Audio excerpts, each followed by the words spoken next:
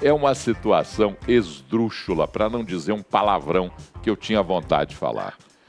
Só que eu Paulo, aprendi que nessa hora tem criança no pensando. carro. Diga. Vamos fazer um raciocínio junto aqui, eu com você. Bora. Essa possibilidade de revisão, né, desses acordos, de evitar que está gerando esse prejuízo na Petrobras por conta de qual situação? O que foi que possibilitou revisar esses valores para não estarem pagando as condenações, os acordos de leniência, dando esse prejuízo na Petrobras? O que possibilitou foram as decisões do Supremo, não é isso, Paulo? Sim. As decisões do Supremo e as ações da Advocacia Geral da União e da PGR. Tudo isso em conjunto, Perfeito. orquestrado, um conjunto bem orquestrado. O ministro Dias Toffoli, inclusive, perdoando dívidas bilionárias. O ministro Dias Toffoli tem que explicar isso um dia. Um dia, quem sabe, ele perca aquela batina, daquela toga, batina não é outra coisa, ele perca aquela toga dele lá e se transforme num cidadão comum e seja obrigado a explicar isso que ele está fazendo lá agora. Mas talvez um dia. Mas diga lá, não quero cortar. E aí, Paulo, eu estou consultando aqui. O STF aprovou no ano passado o orçamento da Corte, do STF, para 2024. Está aqui em torno de 890 milhões de reais. Milhões? Eu acredito que seja, né? Ou próximo disso aqui.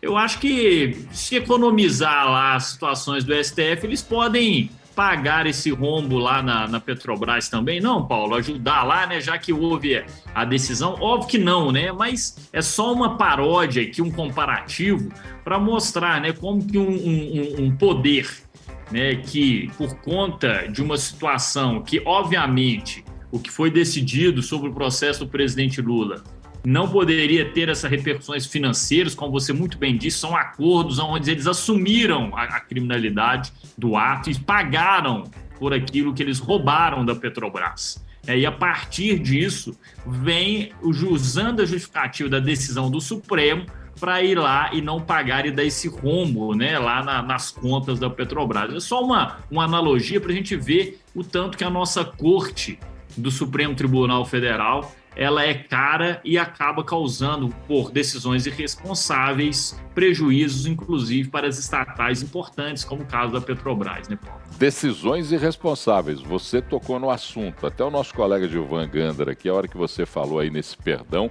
os olhos dele cresceram, arregalados. Falou, que negócio é esse? Os caras assinaram um acordo de leniência, admitiram que estavam corrompendo ou sendo corruptos ou corruptores, devolveram ou se propõem a devolver dinheiro para a União e agora são perdoados? Ninguém consegue entender. Olha as empresas. Eu vou falar os nomes e você tira a conclusão que você quiser. Se o Gustavo quiser tirar conclusões após a revelação dos nomes, ele fica à vontade. Mas a negociação diz respeito a acordos feitos com a Novonor. Sabe quem que é a Novonor? É a antiga Odebrecht, construtora Odebrecht. A Meta, a Andrade Gutierrez, a Camargo Correia, a UTC, a Nova, sabe quem que é a Nova? A ex-Engevix e a Braskem. Essas empresas todas envolvidas até o talo nas operações, nas apurações da Operação Lava Jato sobre corrupção nesse país. Nessa lista dessas empresas, nomes de ilustres figuras do mundo político, dos poderes do executivo, do legislativo, do judiciário, que constavam dessas relações e que recebiam propina. Inclusive o atual senhor presidente da República. Inclusive os muito próximos ao atual senhor presidente da República. Alguns deles que ganharam aí condições para serem ministros ou trabalhando em estatais. Alguns são parlamentares eleitos. Estavam na lista dessas empresas, eleitos e reeleitos e trieleitos, alguns deles, ou quatreleitos, alguns deles. Estou fazendo neologismo aqui. No judiciário é a mesma coisa. Ou, por acaso, o amigo do meu pai era quem? Só para eu saber, Gustavo. Ô, Paulo, é duro, né? E mais, né? Assim, é bom a gente sempre falar, eu e você, inclusive, sempre denunciamos isso aqui no Talks, né? Corrupção, ela não tem bandeira ideológica, ela não é de direita, ela não é de esquerda.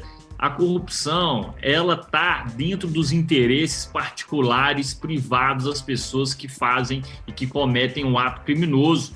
Né? Tá aí como o PT e como inúmeros outros partidos que estavam dentro desses escândalos de corrupção, como também tanto no Petrolão quanto no Mensalão, né, Paulo? Basta a gente lembrar quem que foi condenado no Mensalão e hoje é presidente de partido que se diz de direita. Então, eu acho que a gente tem que evidenciar e deixar claro isso para as pessoas, que corrupção não tem lado, ou melhor dizendo, não tem lado ideológico, mas tem sim um lado do bolso do corrupto e do criminoso. É só para lembrar que o senhor Valdemar da Costa Neto, presidente do PL, hoje sentado à direita do pai, como diz na Bíblia, isso é só analogia, tá, gente? Não briga comigo, não. Tá lá o senhor Valdemar da Costa Neto preso, envolvido até o talo com o PT em escândalos de corrupção. Mas está lá, presidindo o PL, hoje bradando, gritando em alto e bom tom contra a corrupção. Ei, meu Deus do céu, é o anjo que vira demônio, é o demônio que vira anjo, é uma confusão do cão. Aqui, o orçamento da Corte para 2024, meu caro amigo, 897 milhões de reais, 898 milhões de reais, 590 estava milhões. Certo, hein, Paulo? Estava certo. 592 milhões referentes a despesas obrigatórias.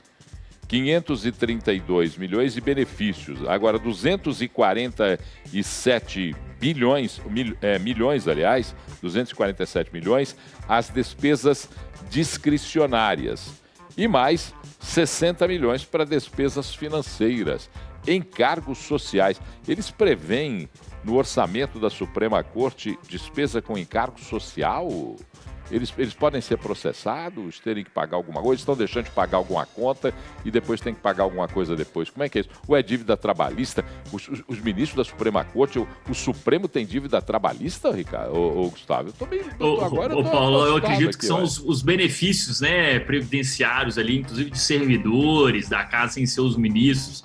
Mas o valor, inclusive agradecer aqui, né, publicamente o nosso querido produtor Érico Funes. Eu vi a notícia, mas a gente fica aqui, pedir ele para confirmar os valores e repassar para você. Inclusive a fonte da informação é o site do próprio Supremo, né? É o site do Supremo. A gente não podemos nos questionar sobre a fonte. Mas é uma vergonha, né? A gente imaginar que a gente tem uma corte, só a corte ter um gasto como esse, né, Paulo? O que essa corte devolve à população brasileira em torno de segurança jurídica? Não falem de geração de emprego, de investimento, não, de segurança jurídica. O que ela devolve para a população brasileira, aquilo de segurança jurídica, onde vai possibilitar empresas, negócios serem desenvolvidos no Brasil?